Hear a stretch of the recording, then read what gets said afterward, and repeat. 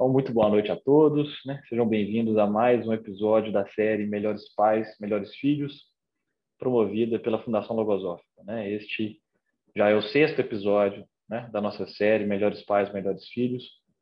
E se você que está nos assistindo agora pela primeira vez quer conhecer, né, quais foram os outros 5 episódios, não se esqueça de entrar no nosso canal do YouTube, né? Logosofia Minas Gerais. Lá você vai encontrar, né, esses outros 5 episódios da série, que estão disponíveis, né, de forma, obviamente, gravada, além de uma série de outras atividades, né, que a Fundação Logosófica tem realizado, né, aqui no âmbito do estado de Minas Gerais, né, com uma certa periodicidade, né, 1, 2, 3, 4 vezes por mês, né.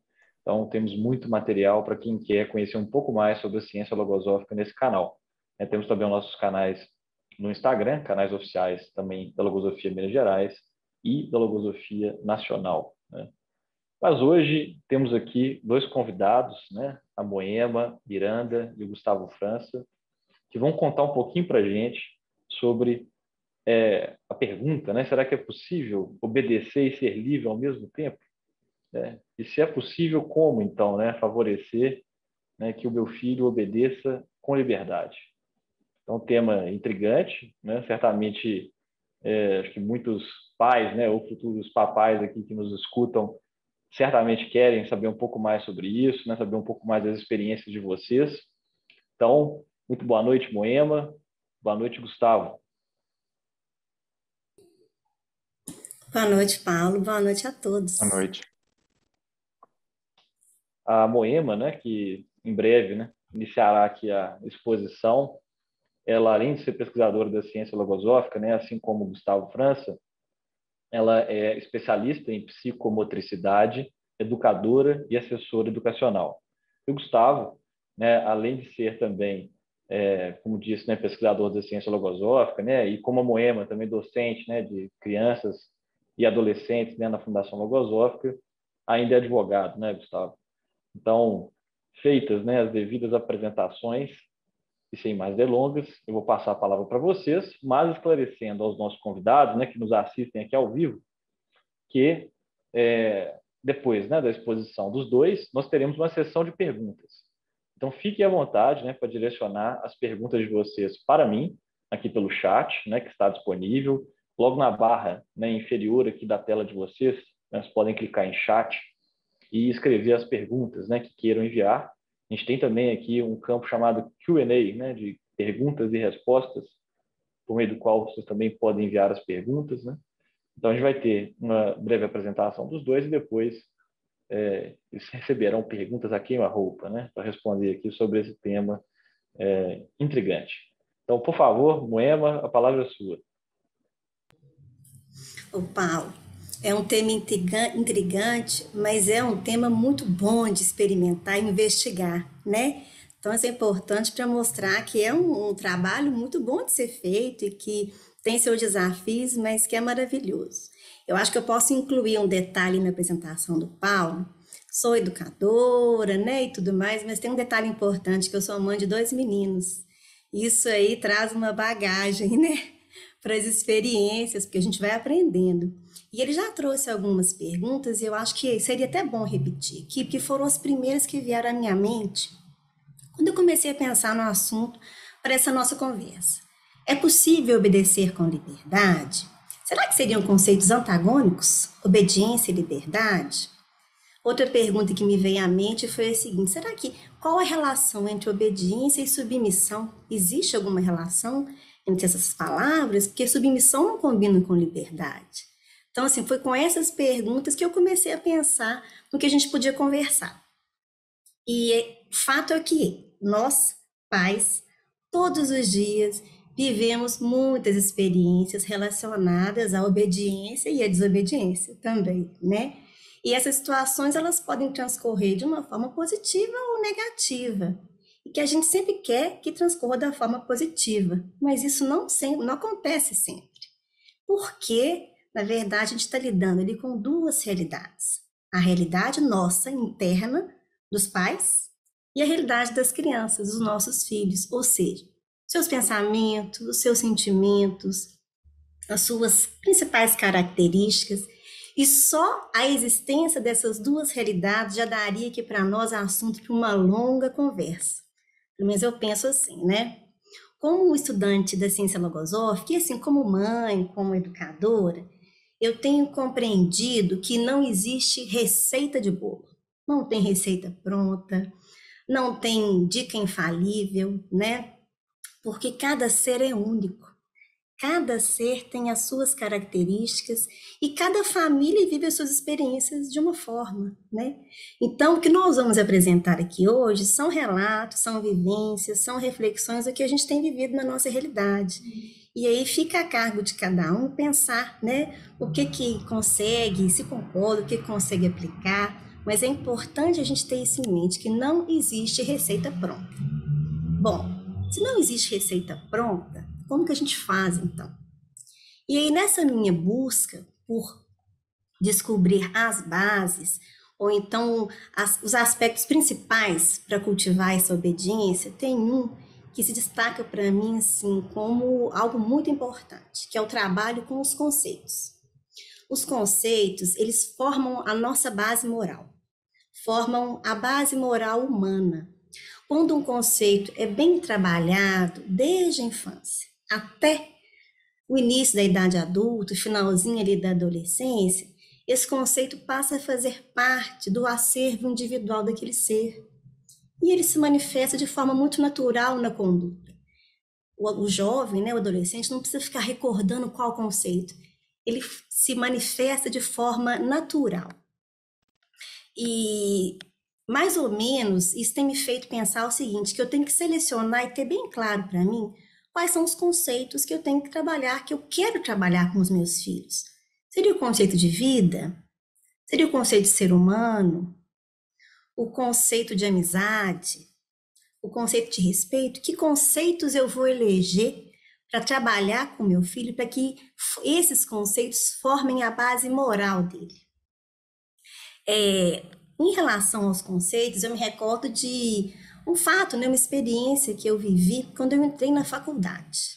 Bom, quando o jovem, o adolescente entra na faculdade, ele dá ali os seus primeiros passos rumo à vida adulta. Sai, às vezes, de um ambiente da escola e começa a ter ali os primeiros desafios. E comigo não foi diferente. Eu saí de uma escola que me ofereceu muitos conceitos, fui aluna do colégio logosófico, e fui muito amparada. Então, tanto na escola como na família, eu recebi conceitos muito importantes. E aí, na adolescência, início de juventude, fui para a faculdade e eu deparei com muitas realidades que eu não estava acostumada. Mas como os conceitos estavam bem trabalhados, eu não tinha muita dúvida sobre o que não fazer. Era natural para mim, o que não me agradava, o que eu sentia que não estavam de acordo com o que eu tinha aprendido, eu agia de forma muito natural e fazia aquilo que estava de acordo com o que eu aprendi. Isso eu penso que tem muita relação com os conceitos que foram trabalhados. Agora, uma outra pergunta que eu sempre me faço e que meus filhos também já manifestaram é o seguinte: bom, mas afinal, a quem nossos filhos devem obedecer? Ou a que eles devem obedecer? Eu tenho compreendido e feito assim, descoberto, feito um esforço para mostrar para o meu filho, para os meus filhos, né, que eles não devem somente obedecer aos pais, ou aos professores, ou a uma norma, uma regra de um clube, ou de algum lugar, ou uma lei, né, uma lei da cidade, uma lei do país. Bom, primeiro não obedecer só aos pais, por quê? Existem momentos em que eu não vou estar perto. Não sei se quem tem filho já viveu isso. Tem hora que a gente não está perto. Nem sempre poderemos estar por perto. E aí? Será que eles vão obedecer sem a nossa presença? E aí entra um ponto muito importante que eu tenho assim descoberto, né? Que é o de ensinar para a criança que ela deve obedecer ao que está correto, ao bem, a algo voltado para o bem. Obedecer a um propósito de bem. Isso é muito interessante. E até dentro dessa experiência de a gente não estar perto do filho, existe um experimento, provavelmente muitos já assistiram aqui, um experimento social feito com crianças bem pequenininhas, em que os pais colocam uma coisa bem gostosa num prato, explicam que não podem, que as crianças não podem pegar, só quando os pais voltarem e saem de cena.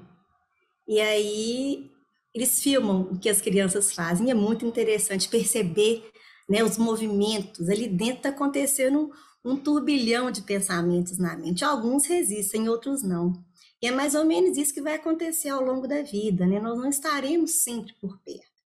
Por isso que é importante que a criança e o adolescente compreenda que ele deve obedecer sempre a algo bom, a algo voltado para o bem. Esse eu penso que também é um segredo. Então, ó, já trouxe aqui sobre os conceitos e agora sobre obedecer algo de bem. E aí tem um treinamento muito interessante que a gente, né, como pais, pode sempre estar atento para fazer. Eu tento fazer com os meus filhos umas realidades seguintes. São duas realidades que eu vi. Primeiro é de criar situações hipotéticas. E ali a gente vai elaborando como que a gente agiria frente a uma situação. Então, se eu estou no trânsito e eu vejo algo, eu falo, olha ali, gente, vamos observar. Se você fosse aquele moço ali, como que você agiria? Né? E aí, muitas vezes, eles falam aquela respostinha que a mãe quer ouvir. E eu faço um papelzinho ali de ficar colocando outras alternativas. Ah, mas será? Ninguém ia ver. Nada, bobo. Aquilo ali é tão legal para ver como eles vão agir. E isso é uma técnica que a pedagogia logosófica me ensinou. São os pensamentos pensados. Quando você começa a criar, usar a imaginação da criança de uma forma inteligente, você vai criando ali alternativas para ela usar quando ela precisar. Então, são situações que eles podem viver no futuro. E ali a gente já cria opções, pensamentos pensados para eles atuarem quando precisarem. Não vão ficar perdidos sem saber o que fazer. E outra situação que eu vivo também e me esforço é para fazer pequenos testes com situações planejadas. Agora, é um desafio, né? Porque a gente tem que ficar atenta a tudo que a gente está vivendo. Mas dá para fazer. Semana passada, eu estava chegando ao meu trabalho, né? Eu sou assessora educacional e o meu filho estuda também na mesma escola que eu trabalho. E a entrada dele é por um lado do quarteirão, a minha entrada é do outro lado. Então tem uma esquina ali no meio.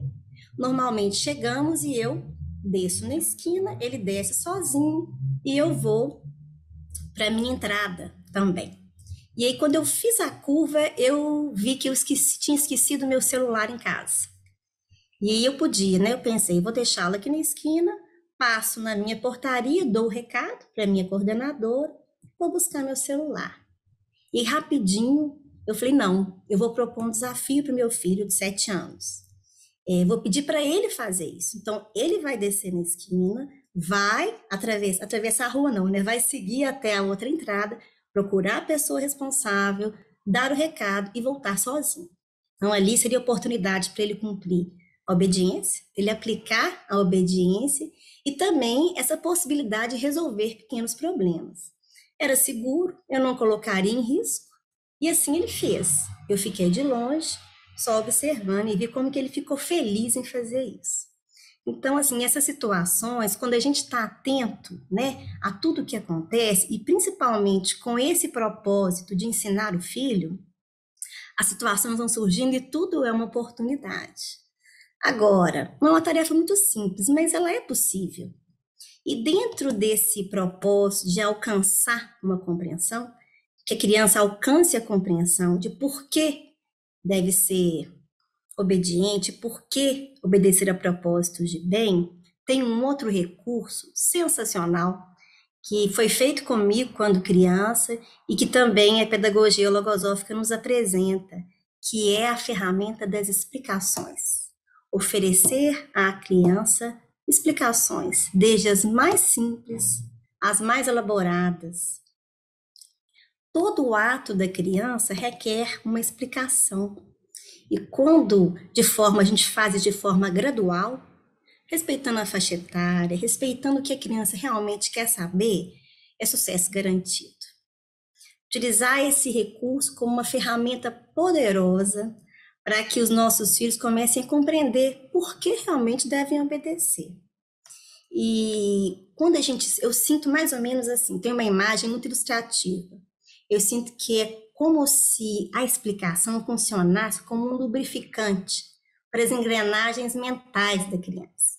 Então, se você oferece uma explicação, ela faz perguntas, a mente é movimento. Depois da pergunta, vem as inquietudes, que são perguntas mais profundas. Você amplia a explicação e faz novas perguntas. E isso é uma maravilha. Isso faz com que a criança comece a desenvolver um outro ponto importante que ajuda na obediência: o gosto pelo saber. Criança gosta de aprender, criança gosta muito de saber. Quando explicamos algo para a criança, ela começa a desenvolver esse gosto. E quem sabe pensar, quem pensa, o que acontece? É livre para escolher o que quer, é livre para saber o que é bom e o que não é livre para agir dentro daqueles propósitos de bem que eu falei anteriormente. Então, saber pensar é um outro segredo, assim, que eu tenho descoberto. Quem sabe pensar também sabe se defender. E além de se defender, defende o que é bom também. Quem sabe pensar tem mais conhecimentos. E assim, eu acho que todos nós sabemos que o conhecimento é uma grande defesa, né? Bom, eu falei algumas coisinhas aqui, mas eu queria ouvir o Gustavo também. Com certeza ele tem aí alguns aspectos para trazer para nós. Daqui a pouquinho eu volto, né, Gustavo? Isso.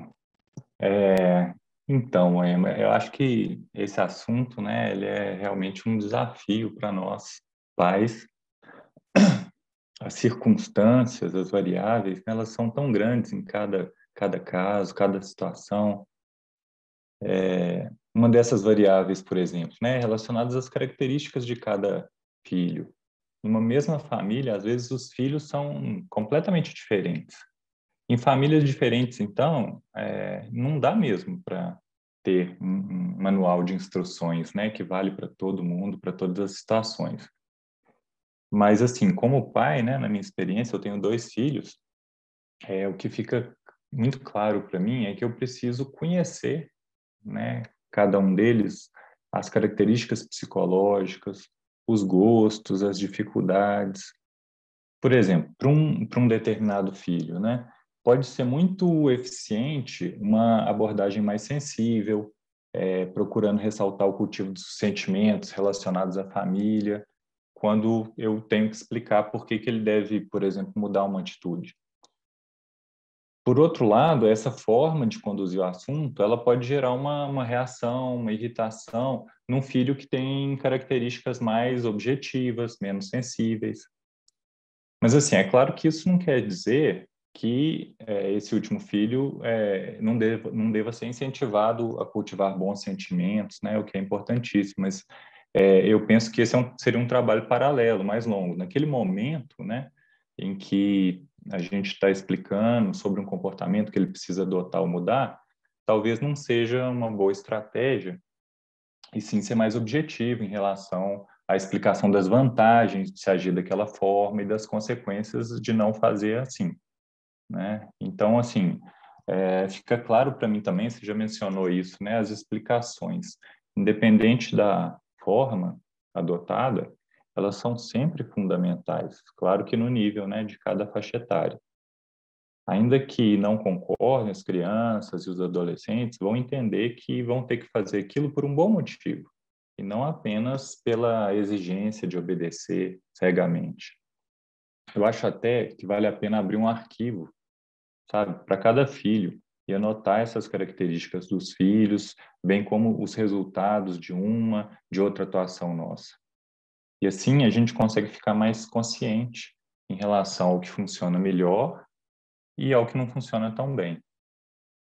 A criatividade também é um outro ponto que eu pensei, né, refletindo sobre esse tema. Surpreender o filho com uma nova forma de ensinar também é um item que deve ser sempre levado em conta. Para as crianças menores, então, transformar, por exemplo, uma atividade que necessita ser feita pela criança em um joguinho por exemplo, pode ser uma forma ótima de criar um hábito saudável e permanente. Agora, tem o outro lado também, né? Tão importante quanto conhecer o filho é nós mesmos, né? Os próprios pais se conhecerem. Por exemplo, eu sou impulsivo e rígido demais. Frente a uma pequena desobediência, eu já vou estourando além de uma medida razoável. Ao contrário, né? Caso aí de vários pais, várias características. Eu sou negligente, eu mole demais, deixo o filho ir ultrapassando os limites que não deveria ultrapassar sem tomar providências.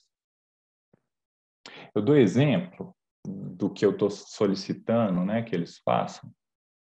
Se eu, por exemplo, né, quero que eles deixem as mesas de estudo organizadas e a minha mesa é uma bagunça, né? Eu acho que essa observação interna dos pais e o conhecimento das nossas características próprias, isso é fundamental para a educação dos filhos, porque essas características influem diretamente nos resultados positivos ou negativos das nossas atuações como pais, né? E também no comportamento das crianças. E aí, tendo essa consciência, eu tenho a possibilidade de me conter em alguns casos, ou, né, eventualmente, ter uma atuação mais firme em outros, né? Não é uma questão simples, né? É complexo.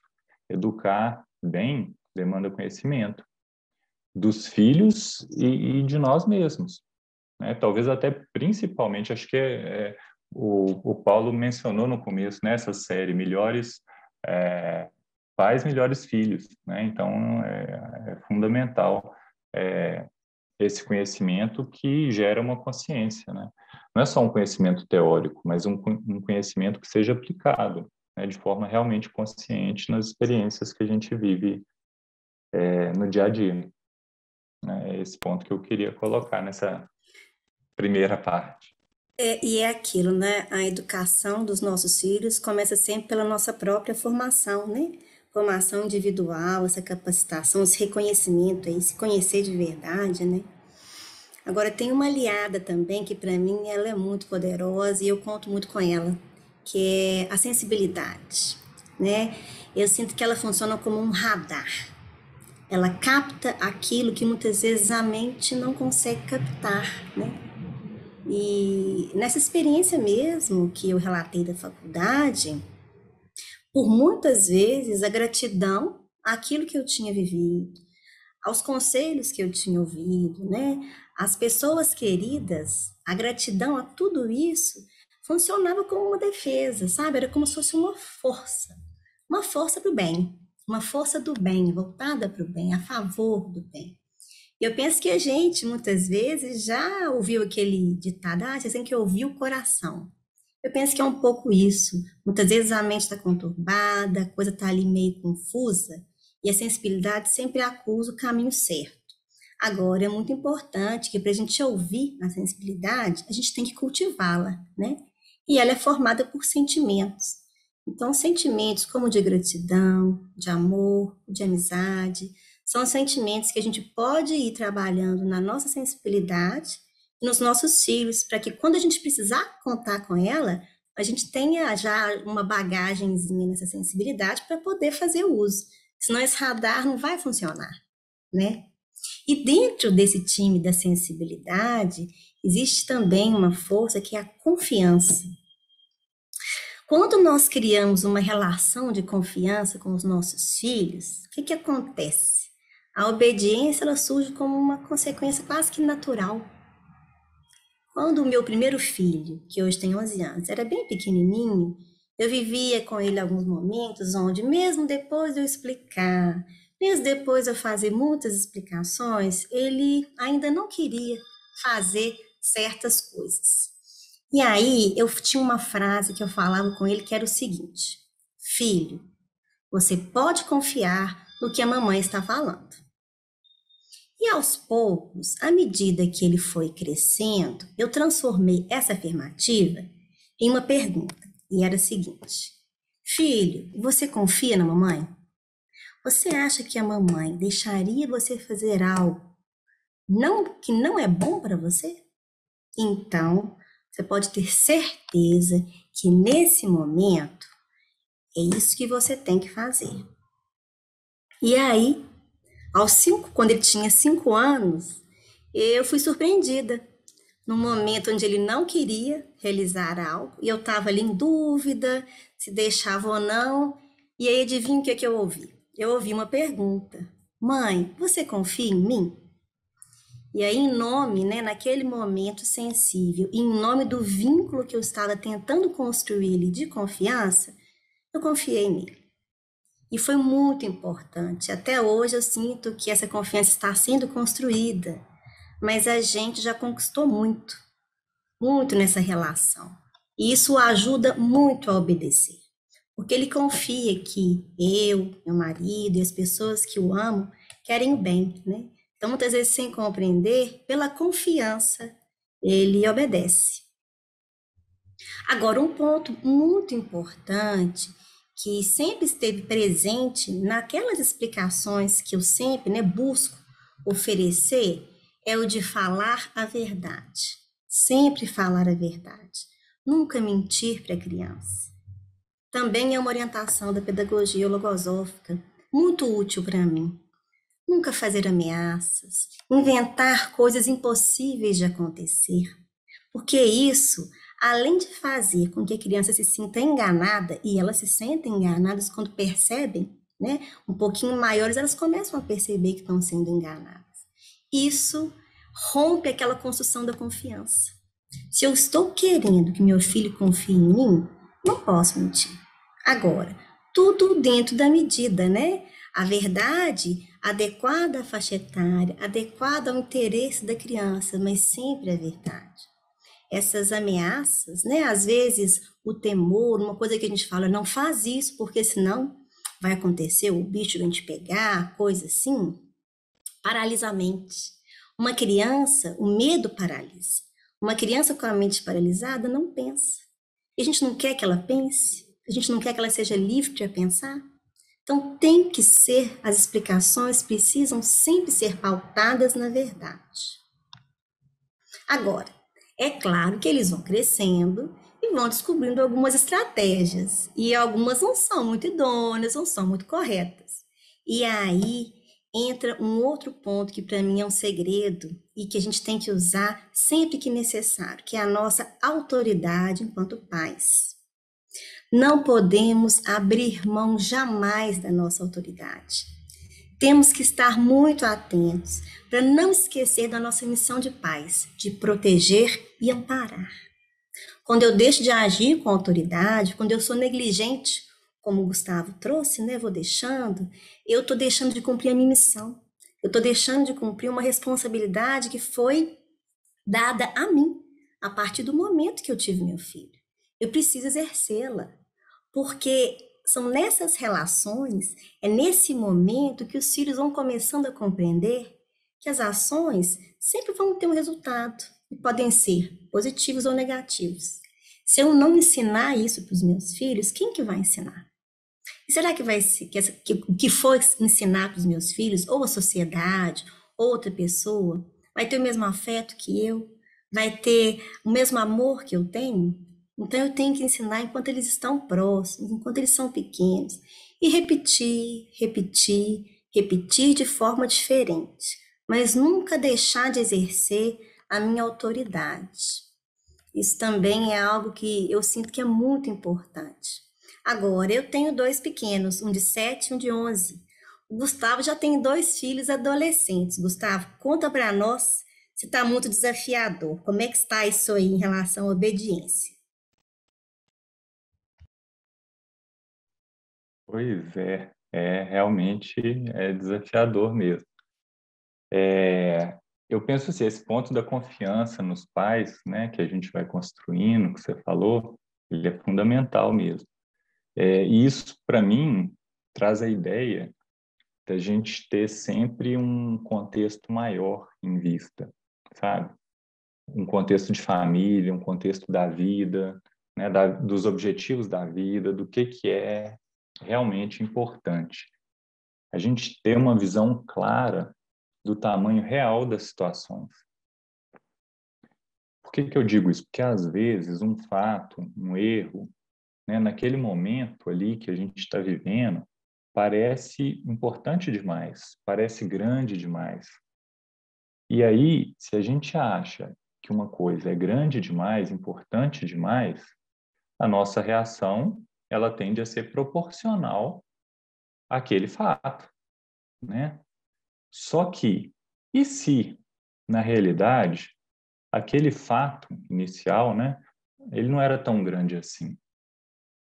Aí a nossa reação passa a ser desproporcional.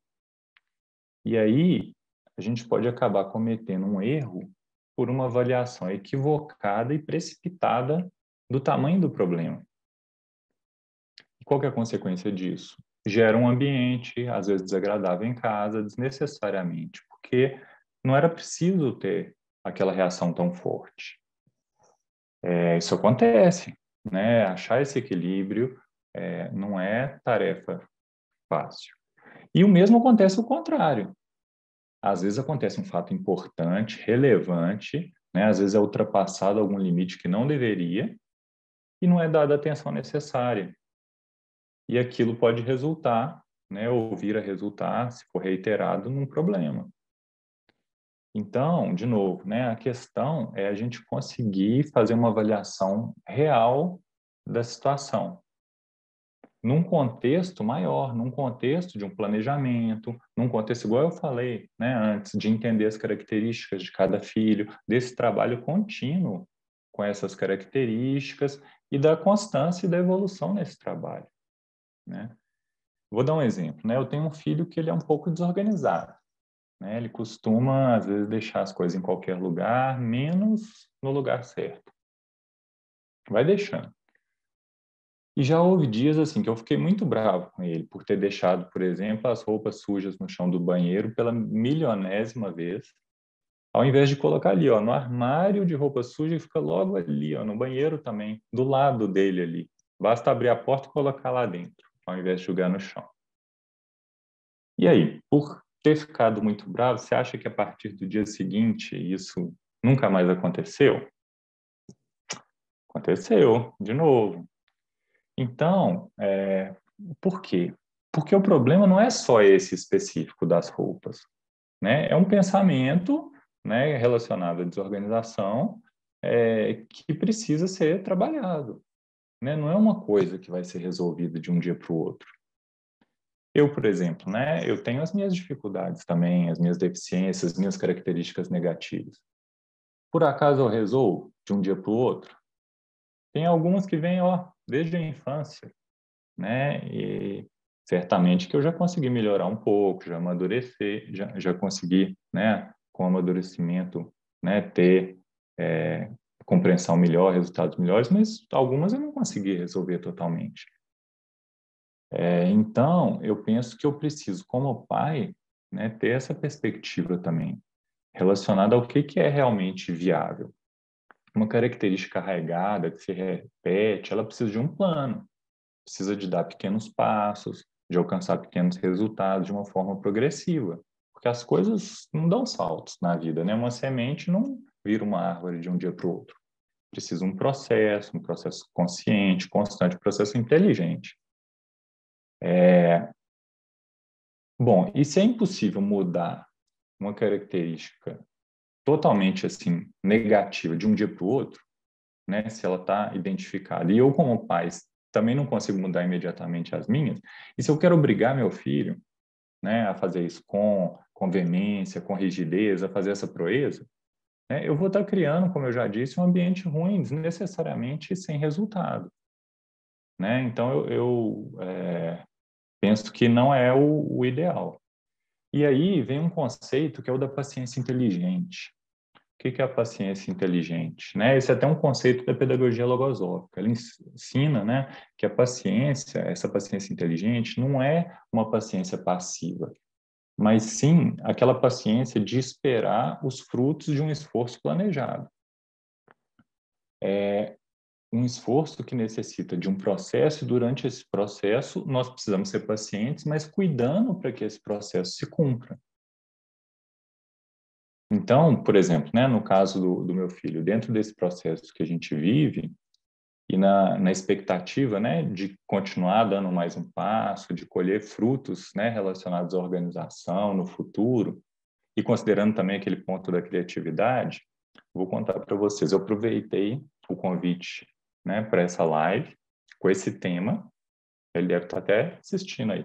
E conversei com ele.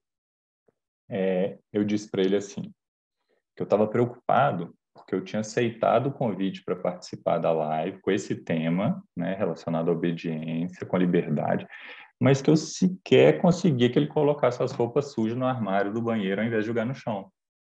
Como que eu ia fazer que as pessoas, né, que tivessem assistindo a live, que eu consegui, como que eu ia conseguir, né, levar isso para elas, né, se nem isso eu estava conseguindo. E aí ele riu bastante, né, eu falei em tom de brincadeira, e eu perguntei então para ele como que ele achava que eu devia fazer como pai para que ele passasse a colocar as roupas direitinho lá no lugar. Que ideias que ele tinha, já que as minhas não estavam funcionando. Aí ele falou, ó, comigo é mais difícil, porque eu já entendo, né, o que você está falando comigo e tal, né, mas se fosse uma criança seria mais fácil. Gostaria de colocar, né, um cartazinho no banheiro, um papel, e cada dia que a roupa tivesse no armário, ganhava um ponto. E cada dia que tivesse no chão, perdia 2. E aí ia fazendo essa, computando os pontos, e ao final do mês, se atingisse uma determinada pontuação, ganhava um pequeno prêmio, né, a ideia dele. Aí eu falei com ele assim, olha, então vamos fazer o seguinte, vamos tentar fazer essa experiência, só para você me ajudar na live, para ver se vai dar certo. Bom, aí o que aconteceu? Deu certo por uma semana. Aí depois a nossa ajudante, a nossa faxineira, jogou o papel da contagem dos pontos no lixo, porque ele já estava todo enrugado, né, da umidade do banho, e ela certamente achou que era lixo. Mas desde então, né, esse assunto volta, as roupas têm ido para o armário com mais frequência, até devia ter passado antes agora da reunião aqui para ver lá como é que está a situação para poder contar aqui, mas ou talvez ele vá lá correndo agora, né, colocar, mas às vezes ele esquece, ele distrai, deixa no chão, mas tudo bem, é um processo, né, assim como inúmeros outros, né, que vão se cumprindo aí na família, né, e a gente vai caminhando na direção certa, pensando sempre num contexto maior de evolução constante, de evolução consciente, procurando, né, estar sempre atento a todos esses pontos. A gente passou, né, Moema, aqui por vários pontos, a gente teve algumas conversas antes dessa live, né, a Moema trouxe a questão de incentivar o filho a ser melhor, trabalhar com os conceitos corretos, ter, né, cultivar, né, essa confiança do filho nos pais, dar as explicações, ser criativo, né? Eu falei muito aqui de conhecer as características dos filhos e dos próprios pais, a gente ter uma perspectiva adequada, né, das situações e de outras que podem ajudar, né? Então, a expectativa, né, que nós temos é que todos esses pontos, né, possam ajudar aí na reflexão dos pais que estão assistindo sobre como conduzir, né, essas experiências em cada caso, com cada filho. A ideia era essa, né, abrir um leque aí de experiências, de possibilidades e acho que agora, né, se houver alguma pergunta que a gente tenha condição de responder, né, ou algo que tenha sido acrescentado aí, eu vi que no chat teve umas movimentações aqui, Paulo, nós ficamos, né, mãe, à disposição. Ótimo. Bom, parabéns, Moema, Gustavo. Realmente muito interessante, né? Tudo que vocês trouxeram. Acho que serve até para adulto também, viu? Não é só para educação de filhos, não, né? E realmente, né, o chat está movimentado. Temos aqui a Valéria, né, a Francine comentando, né? O Daniel, que gostaram muito. Temos aqui a professora Marisa, né? Que deixou alguns comentários também, né, destacando alguns aspectos. dizendo que foi importante, né, quando a Moema exemplificou a autonomia que propôs ao filho, né, no exemplo do celular, dizendo que gostou também da percepção do Gustavo, né, quando ele sugeriu que cada filho seja educado a partir do seu perfil, né, mostrando que ele é um indivíduo, respeitando, a ser respeitado, né, reconhecido pelo seu potencial próprio, né? E temos aqui várias perguntas, né? Alguns já estão chegando aqui, outras perguntas, né? Excelente. Eu vou começar aqui pela ordem, né? Daquelas que eu recebi, talvez consigamos percorrer todas, né? Vamos ver. Então, a primeira aqui, Gustavo, é para você, e na verdade é uma pergunta minha, tá? Eu queria saber, né, Gustavo, o que você acha, né, que a gente pode fazer para medir? Você falou daquela questão da reação desproporcional, né? E acho que todo mundo se identifica com isso, né? Muitas vezes você está em um estado ali, né, um pouco mais irritado, né? E de repente uma coisa pequena acontece, você transforma num grande problema, né? Ou às vezes você está distraído, né? E acontece algo grave também, deixa passar, né? Então, o que você sugere, né? Como é que você acha, né, que a gente pode fazer para medir corretamente, né, o tamanho da situação e não agir, né, com essa desproporção, né, com essa reação desproporcional? Olha, são várias coisas, né? Uma delas, né, e talvez a principal, eu acho que seja a gente trabalhar, né, como pais, dentro de nós mesmos, com a impulsividade, né? Essa resposta impulsiva, imediata, assim, ela tende a não dimensionar o tamanho real das coisas. Por quê? Porque não deu tempo, né, de avaliar todo o contexto, de trazer toda a circunstância do filho, da família e tudo. E não é necessário. Às vezes parece que a gente tem que dar a resposta no segundo seguinte. E às vezes não.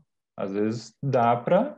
É claro que pode ter algum caso específico que, né, urgente, que precisa da resposta no segundo seguinte. Mas não necessariamente.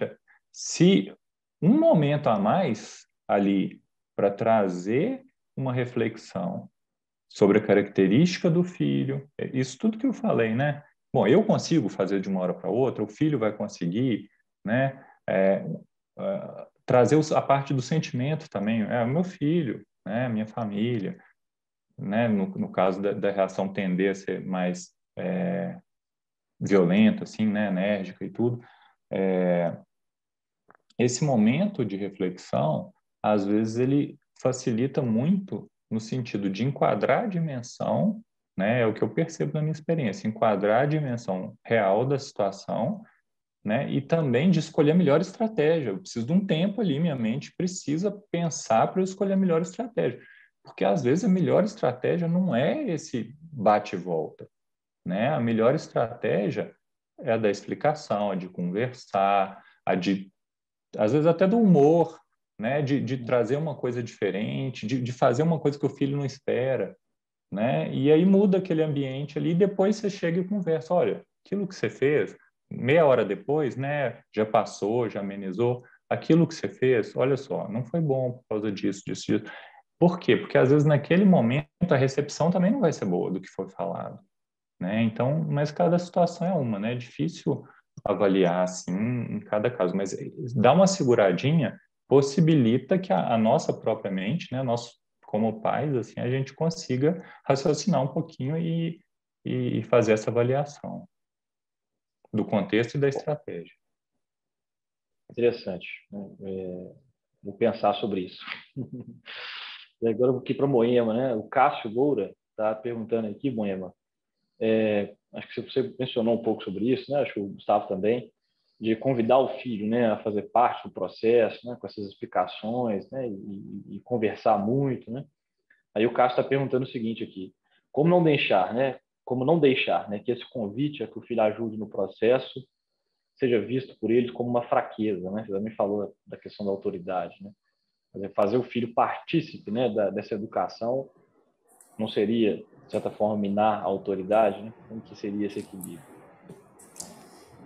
Interessante que a gente tem, às vezes, um receio de perder um pouquinho do poder sobre os filhos, né? Às vezes, essa sensação que dá de achar que a gente é fraco. Mas eu penso que é importante existir uma lealdade com os filhos. Eu coloco para eles que a mamãe não é perfeita e que eu vou ter momentos em que eu vou errar, sim, né? Essa ideia de fraqueza é importante a gente rever. Filho, tem momentos que é muito difícil para mim. No momento de agora, por exemplo, isso que o Gustavo falou, eu vou precisar de um tempo para pensar, porque para mim não está fácil. Nós vamos encontrar a melhor solução. Então, às vezes, eu acho que é mudar um pouquinho a perspectiva. Ele vai ser convidado a participar, ele precisa saber que em alguns momentos a mamãe decide, porque ela tem mais conhecimento, afinal de contas, ela é a mãe, né? Ele é a mãe e ele é o filho. Então, acho que tem essa autoridade, mas tem um ponto importante que é do filho entender, enxergar que a gente também está melhorando, que eu não sou uma mãe pronta, que eu também aprendo, né? Eu brinco com meu filho mais velho que na hora que ele nasceu, eu nasci também, só que eu nasci como mãe. Até então eu era só professora, eu era só filha. E a hora que ele nasceu, nasceu uma mãe, e não é uma mãe pronta. Então, eu acho que é uma limpeza na relação com os filhos, deixar claro que a mamãe também tem muito a melhorar, e isso não me faz ser uma pessoa mais fraca. Isso não me transforma numa pessoa mais fraca, pelo contrário, eu quero melhorar. Isso é sinal de valentia, né? Vencer as próprias debilidades. Eu penso que um ponto importante é esse. Moema, e tem aqui, né, junto com isso, uma pergunta do Luiz, que você pode emendar, né? Que eu acho que tem muita relação com o que você acabou de falar, que é exatamente como construir essa relação de confiança com os filhos, né? Que você comentou ser tão importante, né? Que muitas vezes o filho obedece, não porque ele entendeu, né, o porquê que ele tem que obedecer, mas pela confiança, né? Então, como ter essa relação de confiança, né, com os filhos e se isso muda com a faixa etária, né? Talvez seria bom também ouvir um pouco o Gustavo. E aí, Gustavo, se você puder contextualizar aqui já na pergunta da Cíntia sobre essa relação de confiança e obedecer no que se refere aí ao uso das redes sociais, né? Vamos ouvir primeiro a Moema. Então, construir confiança, eu acho que tem que ter tempo, essa paciência inteligente que o Gustavo trouxe, né? Não desistir, continuar trabalhando ali em silêncio, porque muitas vezes, né, ela não é imediata. Na maioria das vezes requer tempo, então tem que ter essa paciência, agora e muito afeto, né? E aí entra de novo as explicações, enquanto a gente puder, enquanto a criança estiver mais receptiva a essas explicações, estou começando a perceber já algumas mudanças no meu filho mais velho, com 11, né? Então tem hora que ele está mais fechadinho. O Gustavo talvez possa falar um pouco isso com mais conhecimento. Então será que é hora de eu ficar falando ali, né? Então dosar um pouco isso. Agora, pode ser também que ele fique mais na adolescência, uma característica é essa de se retrair. Então por isso que é muito importante na infância falar a verdade, ser limpos nas explicações, né? Levar o que realmente a criança quer saber, dosar um pouco isso e deixar claro que a gente precisa, que todos precisam melhorar, que ninguém está pronto. Então, aqui em casa eu falo demais sobre isso, e isso coloca para eles até a confiança de que a gente também sabe que eles vão errar, né? Mas que a gente está do lado para ajudar. Porque uma coisa importante, se a gente se coloca numa posição muito superior de perfeito, a criança tem dificuldade até de reconhecer o erro, de admitir um erro. Isso não pode acontecer, porque ele tem que confiar na gente para a gente ajudar.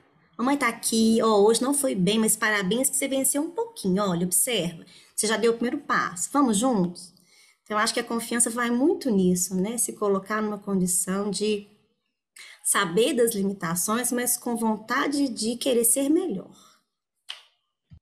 Antes de ouvir o Gustavo, né, eu queria convidar todos, né, que estão aqui falando, né, sobre a live, né, e manifestando aqui muitos elogios, né, a apresentação de vocês, que a Fundação Logosófica, né, ela oferece gratuitamente um curso de informação, né, para quem deseja, né, conhecer um pouquinho mais sobre logosofia, né, que é um curso que acontece semanalmente, né, num horário que pode ser definido para cada um, né, obviamente tendo a disponibilidade de tempo de cada um, 1 hora por semana, né, e pode ser um curso muito interessante, né, para aqueles que querem se aprofundar um pouquinho mais na pedagogia logosófica, né, e como também, né, se transformar em o melhor pai, né, para poder criar melhores filhos, né. Eu vou deixar aqui no chat agora, né, para vocês o link, né, desse formulário, né, que vocês podem fazer a inscrição, a ficha, né, para poder se inscrever nesse curso.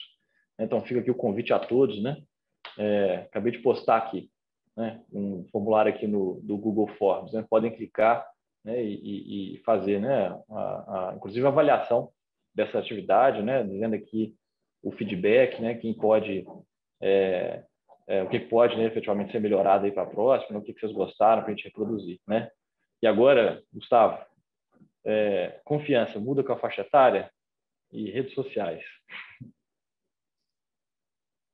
Pois a confiança é uma construção, né? A confiança, eu acho que ela é construída desde da infância, né? Na medida que as experiências vão acontecendo, o filho perceber que o pai está ali sempre do lado, né? Querendo bem, participando, né? E isso vai sendo construído. Agora, uma observação é o seguinte, é muito importante que o filho entenda que ele tem abertura, né, com os pais para falar, né, sobre qualquer assunto, e que o pai vai ajudar, né?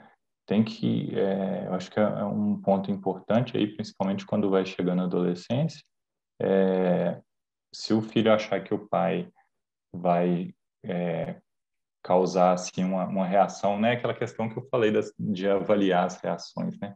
Vai causar uma reação muito grande, ele pode optar por guardar aquilo e aí não é a melhor opção, né? Então tem que ter uma estratégia nisso também, né? De como receber, né? Para manter essa confiança. E redes sociais, eu penso que é como um ambiente, né? Como qualquer ambiente. A internet, as redes sociais, o que vale para o ambiente físico vale para o ambiente das redes sociais também. Então, se for uma parte, né, de diversão, de jogos e tudo, eu deixo meu filho o dia inteiro lá no playground do prédio ou no clube brincando sem nenhuma limitação, né? Ou tem o horário que ele pode. Da mesma forma, nas redes sociais, nos ambientes. Quando eu deixo meu filho em qualquer lugar, em qualquer ambiente, né, sem saber primeiro quem que é, aonde que está indo, tudo. Não, né? Então, da mesma forma, eu acho que na internet, nas redes sociais, é necessário que os pais tenham ali principalmente, né, das crianças, tenham um controle, crianças e pré-adolescentes, né, tenham um controle dos ambientes que estão sendo frequentados ali no mundo virtual, né? E para isso existem recursos, né? Os pais que querem se informar, e existem recursos, né, em que os pais podem ali, né, no próprio celular do pai, supervisionar o celular do filho, supervisionar, né, o computador do filho, de forma que saiba que ambientes que ele está frequentando e que permita, né, alguns e não permita outros, né? É fácil nos aplicativos limitar ali quais os ambientes que pode e quais os ambientes que não pode, né? Felizmente a tecnologia abre para um lado, né, amplas possibilidades, mas existem também ferramentas de segurança, né? Então é só dar uma pesquisada aí, uma estudadinha que dá para selecionar também os ambientes virtuais. Excelente. Bom, estamos chegando aqui a quase 1 hora, né, de atividade, a gente precisa encerrar, né? Não fica muito longa, e não queria cansar, né, a atenção aqui de quem nos acompanhou, né, dos mais de 70, né, que seguem aqui ao vivo nos acompanhando.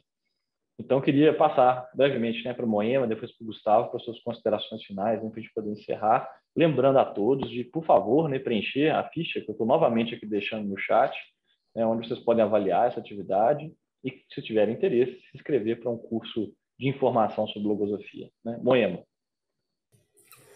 Paulo, minhas palavras finais são assim simples, mesmo de agradecimento e pensar que oportunidade que a gente tem quando a gente tem os nossos filhos, né? Aqui ficou claro que oportunidade que a gente tem para a gente se melhorar, se reconstruir, né? Então a gente entender que muitas vezes a gente fica um pouco desgastado, é cansativo, né? Tem certas situações que a gente já fica ali sem energia, mas para a gente ter isso muito claro, né? Que oportunidade é formar um novo ser para a humanidade, né, para uma humanidade mais feliz. Então, que é um desafio, mas que é um desafio que tem tudo para ser um desafio muito feliz. E que o caminho é de lutas mesmo, mas que é muito bom. Quando a gente vai conquistando alguns conhecimentos, a gente fica muito feliz por viver os desafios e viver as lutas.